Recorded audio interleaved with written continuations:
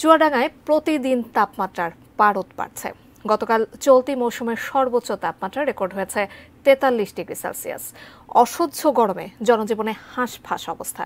হাসপাতালে বেড়েছে রোগী। বিস্তারিত জানিয়েছেন আমাদের প্রতিনিধি রফিক রহমান। কোনোভাবে চুয়াডাঙ্গার তাপমাত্রা কমছে না, দিন যতই যাচ্ছে ততই তাপমাত্রা পারদ বেড়ে চলেছে। গতকাল সোমবার সকল রেকর্ড ভেঙে এই মৌসুমে চুয়াডাঙ্গা ও দেশের সর্বোচ্চ তাপমাত্রা রেকর্ড করা হয়েছিল ৪৩ ডিগ্রি সেলসিয়াস, যা এই মৌসুমে হচ্ছে চুয়াডাঙ্গার সর্বোচ্চ তাপমাত্রা এবং দেশেরও তাপমাত্রা বৃদ্ধির কারণে মানুষের মধ্যে হাসপাস অবস্থা বিরাজ করছে। বেলা বাড়ার সাথে সাথে রাস্তাঘাট ফাঁকা হয়ে যাচ্ছে। অতি প্রয়োজন ছাড়া মানুষ ঘর থেকে বের হচ্ছে না।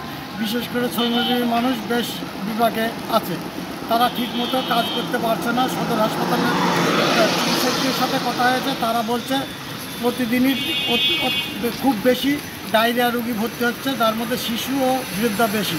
আমার সাথে আবহাওয়া অফিসের কথা হয়েছে, তারা বলছে বৃষ্টি না হওয়া পর্যন্ত এই ধরনের আবহাওয়া বিরাজ করবে। এই ছিল আমার কাছে চুয়াডাঙ্গা থেকে সর্বশেষ সংবাদ।